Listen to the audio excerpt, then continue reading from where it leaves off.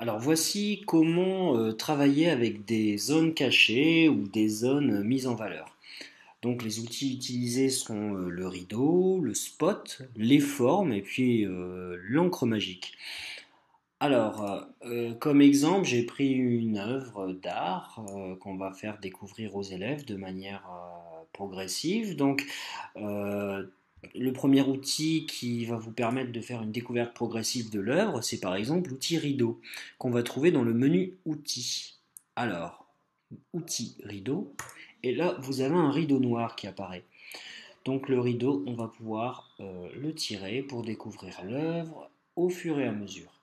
Sachant que vous ne pouvez pas tirer sur le rideau sur deux côtés à la fois. C'est soit de haut en bas, ou soit de droite à gauche, etc.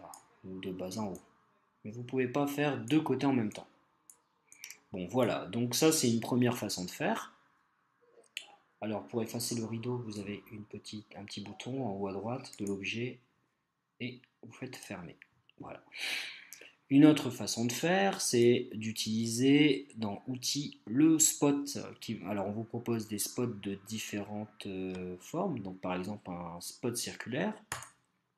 Hop. Alors pour le déplacer, on va cliquer à côté et laisser son bouton gauche enfoncé ou son stylet. On va pouvoir le redimensionner en se mettant sur la zone. Vous voyez que le curseur change de forme. Voilà. Par exemple. Voilà.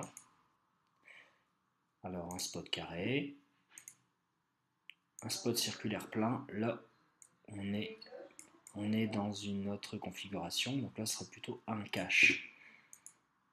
Voilà.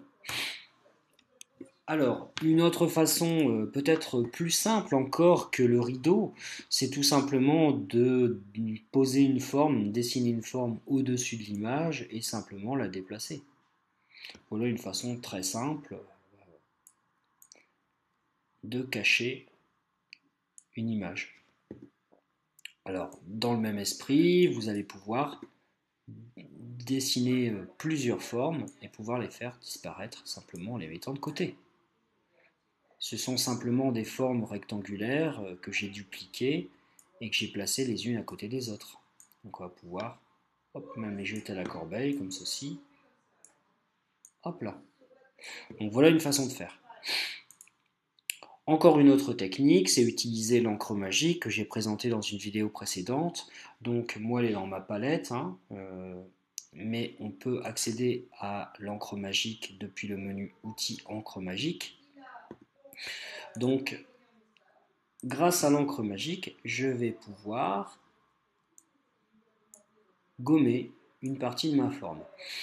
Alors je rappelle que pour que l'encre magique fonctionne, il faut que l'objet soit sur la couche supérieure. Alors on va dans le navigateur sur le côté et on clique sur l'onglet navigateur d'objets.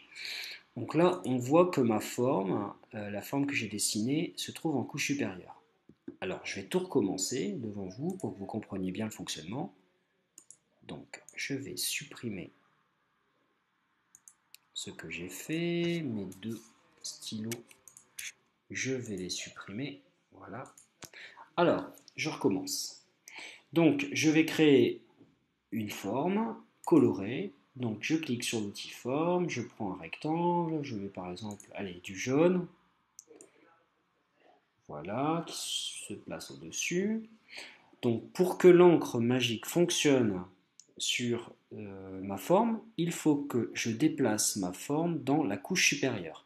Donc dans les navigateurs, navigateur d'objets, je le rappelle, vous prenez votre forme, vous laissez votre bouton gauche enfoncé et vous allez glisser dans la couche supérieure. Voilà, elle est passée en couche supérieure. Maintenant, lorsque vous allez prendre l'outil encre magique, vous allez effacer. Et vous remarquerez que ça n'efface pas l'image qui est derrière parce que mon image est en couche intermédiaire. Voilà différentes façons de découvrir une œuvre en art visuel.